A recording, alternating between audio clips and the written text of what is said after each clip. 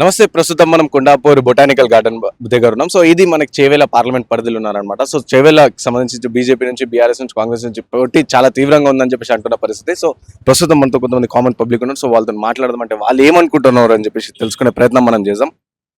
Sir నమస్తే sir, good morning. Good morning అండి. ఎట్లున్నారు సార్? పర్లేదండి. ఏం చేస్తుంటారు సార్? నేను సాఫ్ట్వేర్ వర్క్లో చేస్తానండి. సో సార్ చెప్పండి, ప్రెసెంట్ ఇప్పుడు పాలిటిక్స్ వచ్చేసినాయి, చేవేల గురించి మాట్లాడుకుందాం మనం ఫస్ట్. ఎట్లుంది సార్ చేవేలలో పొలిటికల్ సిచ్యువేషన్? చేవల్లో మాత్రం కొద్దిగా టఫ్ ఫైటే ఉందండి. బట్ ఎడ్జ్ మాత్రం మన కొండా విశ్వేశ్వరరెడ్డి గారికి చాలా ఎడ్జ్ అయితే ఉందనుకుంటున్నాం మేము.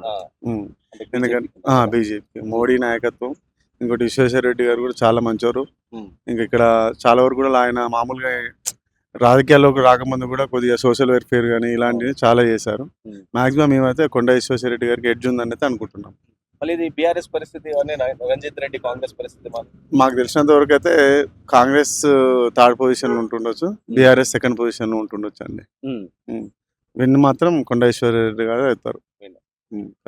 సెంట్రల్ సార్, మళ్ళీ సెంట్రల్ లో బీజేపీ అండి, కన్ఫర్మ్, ఇది అందరికీ తెలిసిన విషయం. వై బీజేపీ అండి, మోడీ గారు ఇంతగానం సపోర్ట్ చేస్తున్నారు, ఇండియాని ఒక గ్రోత్ లెవెల్ తీసుకొస్తున్నారు.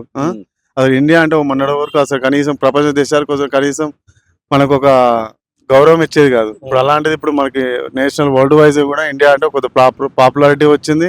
మోడీ నాయకత్వం వల్ల ఇండియాకు ఒక గుర్తింపు అనేది ఇవ్వడం జరిగింది మోడీ వల్ల. ఇప్పుడు జీడిపిలో కూడా మనది థర్డ్ పొజిషన్కి వచ్చే ఛాన్సెస్ కూడా ఉన్నాయని చెప్తున్నారు. సోషల్ వెల్ఫేర్స్ కూడా బాగానే జరుగుతుంది, పర్లేదండి. సెక్యూరిటీ బాగానే ఉంది. ఇంతవరకు ఇప్పుడు 10 years నుంచి ఎలాంటి బాంబ్ బ్లాస్టింగ్ అయితే జరుగుతలేదు, పర్లేదండి. రాహుల్ గాంధీ పిఎం అయ్యే ఛాన్సెస్ ఉంది కళలో అండి, అది ప్రస్తుతానికి అయితే నిజంగా అయితే కాదు, అది చాలా టైం పడుతుంది. ఇప్పుడు ఈ 10 years మాత్రం మళ్ళీ బీజేపీ వచ్చే అవకాశాలు అయితే ఉన్నాయి. కానీ మోదీ పైన ఒక విమర్శ కూడా ఉంది, ఏంటంటే ఒకవేళ బీజేపీ మళ్ళీ అధికారంలో వస్తే రిజర్వేషన్స్ తీసేస్తారని ఒకటి ఉంది. ఇంకోటి ఏంటంటే వాళ్ళు అదాని అంబానీకే సంపాదించి పెడుతున్నారు అన్నట్టు. ఒక్క నిమిషం అండి, యాక్చువల్లీ మీరు అలా అంటున్నారు, కరెక్ట్, ఒప్పుకుంటున్నాను.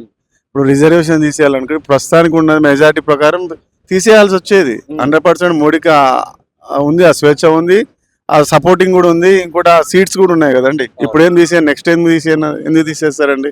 అదంతా కల్పితం అంతే, అది అంతే తప్ప అలాంటిది ఏం లేదు. తెలంగాణలో కాంగ్రెస్ ఎట్లుంది సార్? కాంగ్రెస్ వచ్చింది కొత్తగా, ఇప్పుడు అంతగా 6 months అవుతుంది కదండి, కొద్దిగా టైం చూద్దాం. ఇంకో 1 year తర్వాత తెలిసిపోతుంది. జనాలు ఇప్పుడే కొద్దిగా రియలైజేషన్ అవుతున్నట్టు అనిపిస్తుంది, చూడాలి మరి. చూడాలి.